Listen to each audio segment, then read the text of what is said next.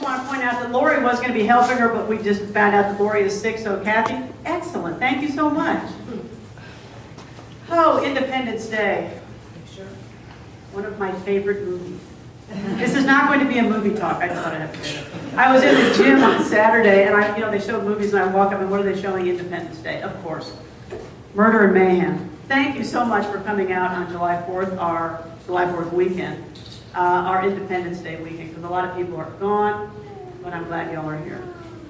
So, 238 years ago today, July 4th, 1776, John Hancock put his signature on the Declaration of Independence, our country's foundational document that severed our ties with Great Britain, and declared that these united colonies are, and of right ought to be, free and independent states. A little Declaration trivia is that really the only person who signed it on July 4th was John Hancock. The other 55 guys, all guys, ages 26 to 70, signed it between July 4th and November 4th, 1776. They ranged in age from 26 to 70. Events moved a lot more slowly back then. I remember somebody once said back in that age, ideas moved at the speed of horseback, which I think is a fascinating image, but they did. So in preparing for this talk and in thinking about the nature of independence, I went back and I read the Declaration of Independence. That's how I get ready for talks. I read things, I Google things. I'm sure that's not unusual. So I went back and I read this foundational document, which begins with this very familiar language.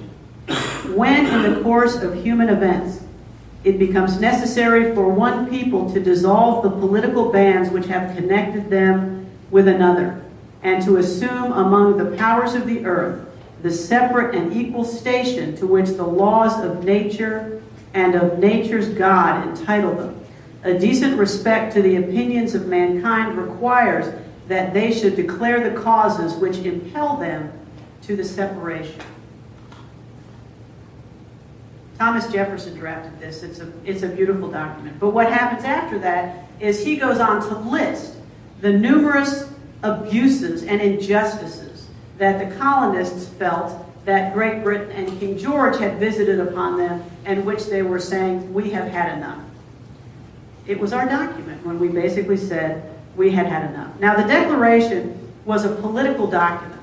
Its purpose was not to declare necessarily the natural rights of man. It was a political document whose purpose was to create an independent nation, or at least at that point, a confederacy of independent states. The actual independent nation didn't come until later, but it was a confederacy of independent states. And even though the document was political in nature, the Founding Fathers knew one thing. They knew that for something this significant, this huge, a step this major, in order to find credibility in the community of nations, and in order to motivate a generation of men to fight and die for this new country, they couldn't rely just on a laundry list of things that had gone wrong. They couldn't rely just on King George denying the right to trial by jury, or taxation without consent, or interrupting trade. That is small stuff. In order to justify a move this big, they needed to invoke the powers of God Almighty, which were being violated by King George. They needed to say nature's laws, God's laws, are being violated by what is going on here. They needed something big. And so that's why Jefferson phrased it as he did. It was very serious stuff. And a laundry list of just a few things that the King George had done was not enough. So I think it's important in our foundational document just to consider that Jefferson called on nature's God and the laws of nature. And this got me thinking about independence. And it got me thinking about those laws of nature. What it is, what independence means for us individually today. Jefferson, in this political document, was declaring our independence as a nation. But what it was based upon was the rights of man. And that's one reason I had this Thomas Paine reading, because Thomas Paine is one of the authors and one of the thinkers that generated the intellectual basis for the American Revolution when he declared the natural rights of man. So, in thinking about independence, I asked, what is our nature? Is it our nature to be independent? As I stand here today, am I a truly independent person? I looked up independence in the Merriam-Webster dictionary, and it means to be free of restraint, free of support. Well, that's not me. I drove here on a road that somebody else built. I didn't grow my food that I ate today. I didn't weave this cloth. I drive a car that was designed and built by somebody else. If somebody else had not designed and ground these glasses, I couldn't even be reading these words. I'd be up here, falling off the platform. Think about how many people conspired to get me here today. The efforts of millions of thousands got me here. And the same is true for you. So from that perspective, are we independent, self-sustaining people? I don't think we are. We are so connected. We are so interdependent. So that was not my answer to what is real independence. Now, as Americans, we've all seen those John Wayne movies. We focus upon our personal independence. We focus upon my right to do what I want when I want to do it, say what I want when I want to say it, except for fire in a crowded theater. But other than that, we have the right to pretty much say and do what we want when we want to say and do it. That is our notion of personal liberty. In our culture, it has been and it remains the defining notion of our personal liberty. So, who knows? Is this what our independence is all about? Our right to just get up and do what we want when we want to do it? I don't think so. I think the answer is no. And the reason I say that is because that is not independence. That is not true. It is true that we're separate beings, but beyond that, the greater truth, as we know, as we here at One World know, that we are all connected, we are all parts of the greater whole. That's what we're built on. A community like One World is built on the notion that we are all interdependent. We are all connected. We need each other. We flourish in community. We grow in community. And it's how we do best. I believe that more communities like ours are coming. There are those who talk about a global shift in consciousness. I'm not any kind of global shift in consciousness expert, but I believe it is happening. And I think that we are, what do they say? The tip of the spear. I think that more like us are coming. So, the idea that we are all kind of freestanding automatons, we're all John Wayne on the horse, that is a false notion. It is a cardboard cutout of what I think is real independence. Okay, so as I stand here in this physical body, we've already established that I'm not independent. I can't even get to work without the help of zillions of other people to get me fed, get me clothed, get me healthy. So where does my independence lie? I suggest that our independence comes from God, and it lies right here. It lies in the ability of each of us to determine our own course, to answer our own questions, to decide for each of us how we seek and experience God in our lives and in our hearts. Now that may sound like small stuff, but it's not. It is our God-given autonomy to find our own path. That's why we say here, we celebrate all paths to God, but we honor your personal path. Because we each have one. And we each are the only ones who can decide where that path goes, where our next step goes, where our answers lead us, where our hearts lead us. That is true independence. Conversely, true restraint and true imprisonment is handing off that power to someone else. And we've all done it. I do it all the time. But when I give my right and my obligation to have my answers for me to someone else, that is imprisonment. That's when I take my independence and I sign it away. I found a great quote from D.H. Lawrence in his studies in classic American literature. It says, men are free when they are obeying some deep inward voice of religious belief, obeying from within. Men are free when they belong to a living, organic, believing community, active in fulfilling some unfulfilled, perhaps unrealized purpose. Not when they are escaping to some wild west. The most unfree souls go west and shout of freedom.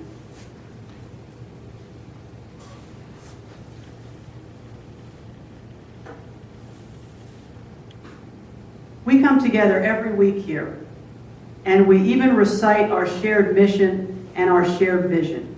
However, what we recite is only meaningful because we believed it before we said it. Do you remember what we went through in coming up with our mission and vision? We had to search our hearts.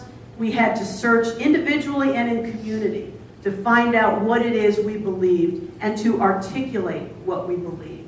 Because it's only in articulating it that we can appreciate it. But we don't believe it because we say it. We say it because we believe it. Saying it 1,000 times is not going to do it. We believe it is our truth, and that is why we say it. Now, I don't know about you, but it is tempting to give away our power and to ask others what is right. How many in this room have done that? Hello, raise your hand. Yes, we all do it. Catherine, I think you do it less than others. What? We give our authority away. We all want answers, and we're very willing to believe that somebody else has our answers. I don't know why it is, but we just don't trust ourselves. We watch Oprah. We buy self-help books. We ask ourselves, how long should I meditate? Is 15 minutes good enough? Is 20 minutes good enough? How about 3 hours? How should I pray? Which direction should I face? What book should I read? I don't know about you, but next to my bed there's a bunch of books, and they are all self-help books. You know, how to unleash your potential, how to find God in 30 seconds. And they're there. I don't even think I've opened them. When I go to bed, I read books that sound like, he reached for the gun. There was blood everywhere. You could hear sirens, because that's what I love. Okay, so we also have to take it a little easy. You know, cut yourself a break. But we all do seek answers someplace else. The self-help industry, I've found, is $11 billion a year. I read, when I was doing research for this talk, I read that somebody was doing a study on self-help books. So they went and they bought 100 used self-help books. And like the first 30 pages of each book was highlighted, notes. The last pages were totally untouched. Because that's what we do. But we are always looking for answers someplace else. Media and modern marketing encourage this. Somebody else has been there. Other people are smarter. We are not. Others do it right, and we do not. We are sure that somebody else has the answers. Why is that? I honestly don't know. Why don't we have the answers as much as somebody else? Organized religion. People look for certainty in organized religion, especially today, in following rules and rituals dictated by others. Ministers tell us what to believe, they tell us what not to believe, and just to wrap it up in a neat package, we are taught that if we're not buying what they're saying, we have to have faith. Faith is kind of a shorthand for, you may not feel what it is I'm saying, but because I'm the minister and you're not, you need to believe it. When I was younger, I attended a church. I grew up Episcopalian, and I attended a church that had the pulpit. We had the seats, and then we had the pulpit kind of up in the wall. And it was several feet off the floor. And the minister would always stand up, and a couple times he said, as I stand here delivering my sermon, 4 feet above contradiction. I love that. Yeah, pal, you're 4 feet above contradiction. You're up in the air. Yeah. The truth is that no one who stands in this pulpit or any pulpit or on TV or on the internet or in a podcast or in a video has your answers. That is your job. That is your gift of independence, to find your own heart and follow your own guidance. You have no choice if you are to grow spiritually. Emily Cady, in her classic book, Lessons in Truth, wrote that to educate never means to force into from the outside, but always means to draw out from something already existing there. God, as infinite wisdom, lies within every human being, only waiting to be led forth into manifestation. This is true education. She went on to say, this is my favorite quote in the whole book, my advice is, if you want to make rapid growth or rapid progress in growth towards spiritual understanding, stop reading many books. They only give someone's opinion about truth or a sort of history of the author's experience in seeking truth. What you want is revelation of truth in your own soul, and that will never come through the reading of many books. She tells us to seek light from the spirit of truth within you. Do you sometimes think that this is something we knew when we were younger? Has anybody ever gone to a child and asked them what they think is true? Are they ever uncertain? No. If you ever want certainty, go to a 3-year-old or a 4-year-old and ask them, what is the nature of God? They'll give you the correct answer in about 4 seconds. Our certainty of our divine connection and of our own divinity is born into us. And maybe we forget it as we grow. I mean, maybe we forget it the further we get from that early transition from the spirit world into this. I heard this great story from a minister who gave a talk a while back. And I'm going to share it with you because I love this story. Anyway, these parents had just had a new baby. And they had a 3-year-old daughter. And the daughter was just dying to spend some time alone with the new baby. And the parents were worried. They thought, oh my God, maybe there's some sort of sibling jealousy here. They thought that the 3-year-old was going to pick up the baby or hurt the baby or do something weird with the baby, so they kept trying to put her off. But the little girl persisted. She said she wanted to spend time with her new little sister. So finally the parents said, okay. But the father decided that he was going to hide in the closet in case things started to go south. All the parents will resonate with that. Okay, so they put the baby down, the little girl is there, and the father is hiding in the closet, and he's peeking out through a little slit in the door, and he sees the 3-year-old go up to the baby and lean over, and the 3-year-old said, tell me about God. I'm beginning to forget. I read it in this piece. I love that story. I read it over Christmas. Tell me about God. I'm beginning to forget. What is it the children have that we don't? Well, I think maybe it just hasn't been beaten out of them. They don't have the books. They haven't read the theology. They haven't read the self-help books. They haven't had the religious training that distances you from your own knowledge that the light is inside you. We all knew that. I remember when I first started coming to New Thought churches, I started going to Unity, and the reason I did it is because I knew that there was something that joined us all. I called it a harmonic. But I knew there was some true tone that joined us all to each other and to God. And I wasn't going to stop till I found it. And I got on that path and I have found it. Now, it doesn't mean I don't keep looking, but it means that the answer was here. It means that when you hear something that resonates with you, they're not teaching you, they are reminding you. When we're in school, we learn algebra, we learn math, or at least some of us do, I was not among them, but that is stuff we learn. It's not that algebra resonates with us, it's information which is put in. But wisdom, as opposed to knowledge, is unpacking. It's getting past that stuff. It's finding the truth that has always been in you, and even more, it is trusting it. That is the second key. Find it and trust it. Maybe this is why Jesus taught in Matthew 18:3 that unless you change and become like little children, you shall not enter into the kingdom of heaven. In New Thought, we think the kingdom of heaven is around us, and we have the ability to access it. And I think what Jesus was saying here is trust yourself, know yourself, and you will wake up and just be there. You will be in it. So today we are talking about foundational documents. I'm now going to discuss another foundational document. And this is from Ralph Waldo Emerson. I like Ralph Waldo Emerson. Sometimes reading Emerson is very heavy sledding. Has anybody here read Emerson?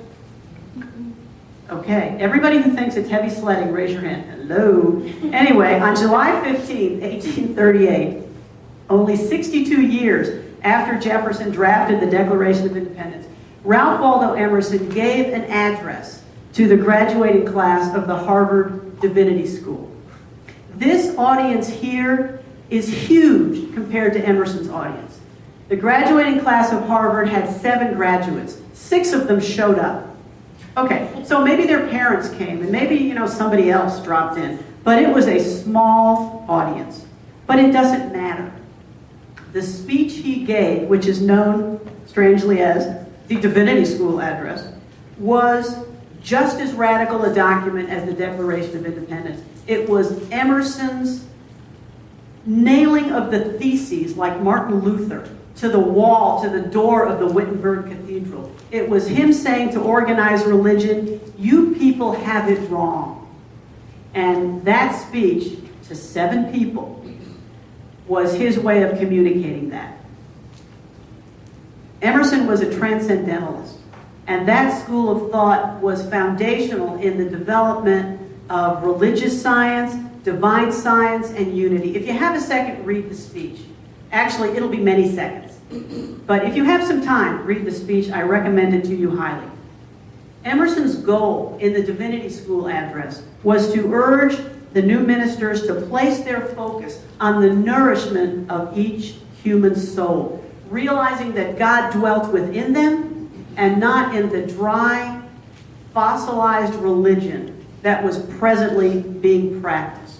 These folks were being trained to give just regular church services where the emphasis was on the ritual, the prayers, the songs. Emerson was like, no, that is not it. God is inside. Each person is a manifestation of the divine, and your job, new ministers, is to help each one find it. He was tough. He took churches to task for teaching that Revelation was closed, that the Bible had been written, and that the only divine being was Jesus. He said that this teaching separates us from our own divine spark, from our own divinity. It separates us from the living God inside of each of us. It convinces us of our own unworthiness, another popular topic. While Emerson was teaching that the God within each of us makes us shine like 1,000 suns. Now, Emerson thought that Jesus got a very bad rap. He identified Jesus as the one person true to the idea that God incarnates himself in man and evermore goes forth anew to take possession of his world. Think about that.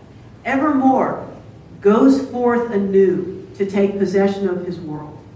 Now, what does that mean? Every time a baby is born, that is God going forth anew. How wonderful is that? That was what Emerson was saying needed to be taught. He went on to say, Jesus said, I am divine. Through me, God acts. Through me, speaks.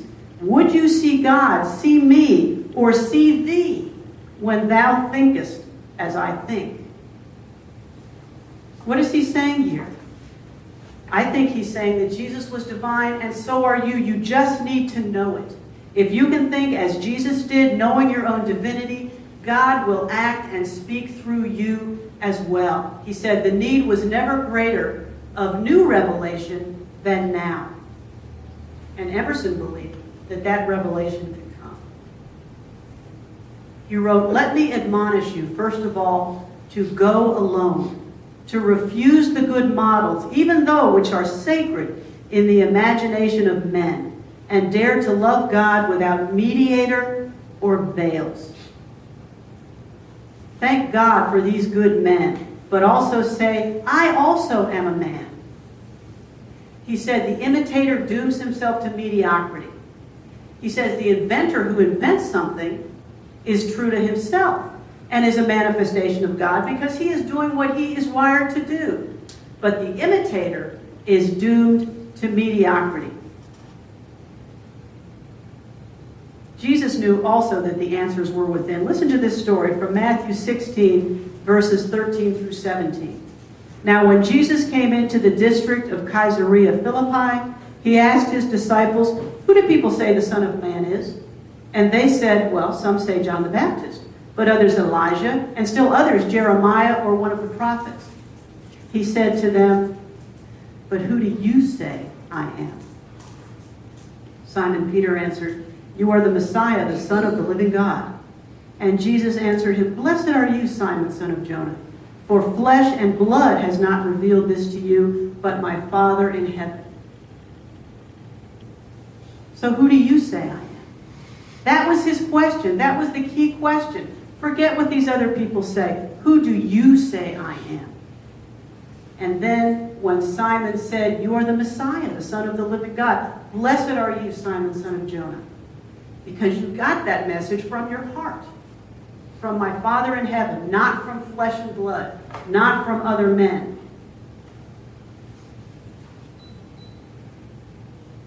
What Emerson was saying in his divinity speech address was that organized religion took the truth of Jesus.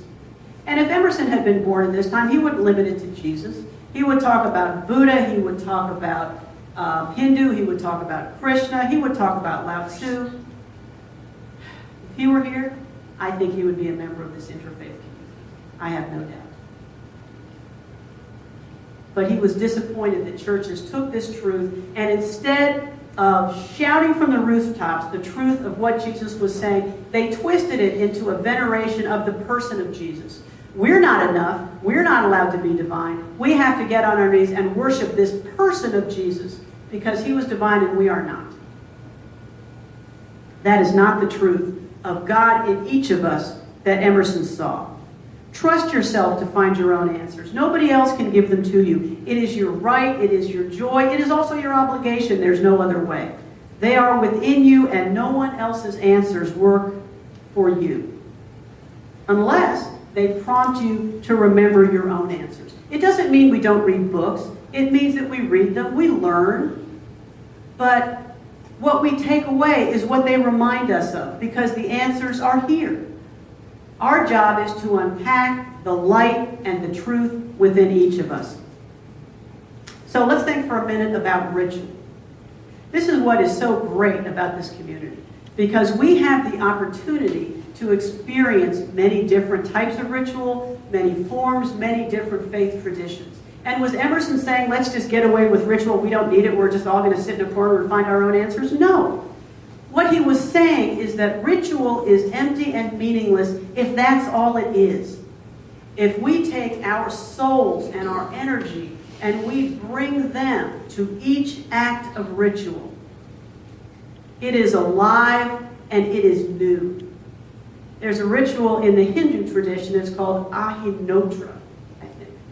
And I apologize for butchering that. But it happens every morning in many households in India, many Hindu households. The head of the household gets up, he purifies himself with water, he holds his hands up, and he recites sacred verses. He stirs the fires from the night before, he raises his arm to the rising sun, and he says prayers from the most ancient scripture, the Rig Veda. Now, that has been going on in India for 3,000 years. Is it meaningful because it's old? No. It's meaningful because every time you do it, it's new. Ritual is what we bring to it. And that is one of our challenges in this community as we move forward and celebrate the different faith traditions and the different rituals. And what do we do on an individual basis? I think we maintain our own spiritual practices. We are open to learning about different other spiritual practices. I have friends who were raised in the Christian or the Jewish traditions. And in our seminary study, they became exposed to the Islamic practice of prayer 5 times a day. They were so excited. They went out and got apps. Yes, we have apps. You can put it on your iPhone, and 5 times a day, it will call you to prayer.